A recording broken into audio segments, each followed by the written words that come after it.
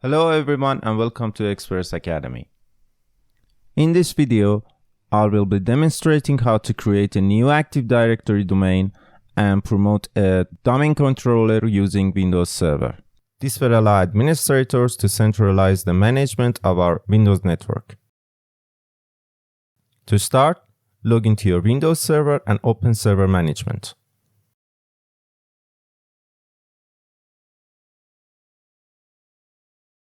Click on Add Roles and Features. Click Next on the first window and check Role-Based or Feature-Based Installation and click on Next.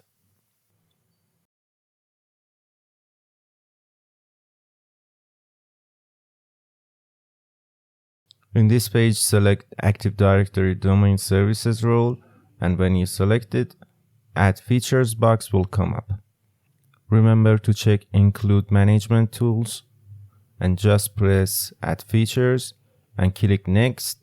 On the Features page, make sure the Group Policy box is checked and click on Next. When you reach Confirmation page, click on Install to begin Active Directory installation and wait for it to complete.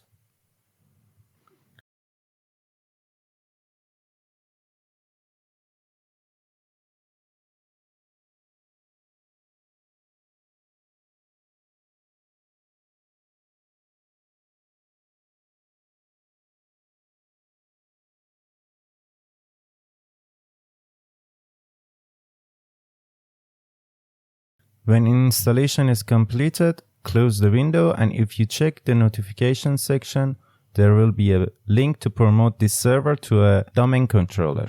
In Active Directory Domain Service Confirmation Wizard dialog, check Add a New Forest under Select the Deployment Operation.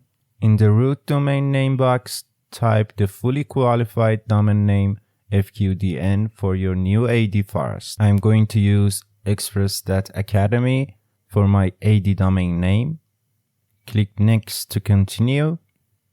On the domain controller option screen, it's better to choose forest and domain functional level 1 version less than your current version. I will be explaining why in another video. Type and confirm a directory service restore mode password. You will need this if you want to restore AD from backup. Click Next to continue. On the DNS option screen, you can safely ignore the delegation warning and click Next. On the additional option screen, click Next to accept the assigned NetBIOS name.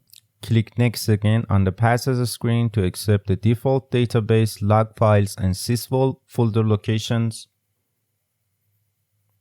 Now click Next on the review option screen. Now the wizard will run some prerequisite checks to make sure AD can be installed on the server. Hopefully your server will pass the checks and you can continue installing AD. It's normal to get a few warnings.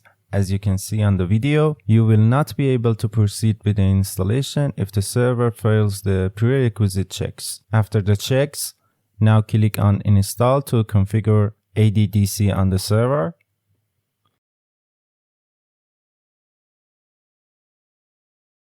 The server will automatically reboot to complete the installation process.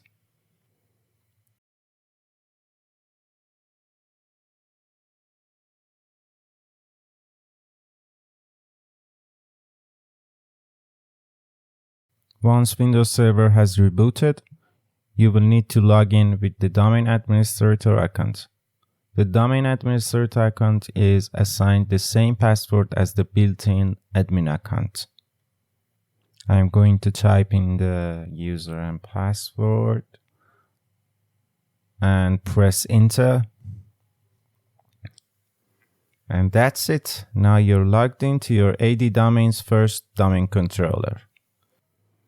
In the Server Manager, click the Tools menu and then select Active Directory Users and Computers to start managing your domain. Hope you enjoyed the video, and if you enjoyed it, please subscribe our channel.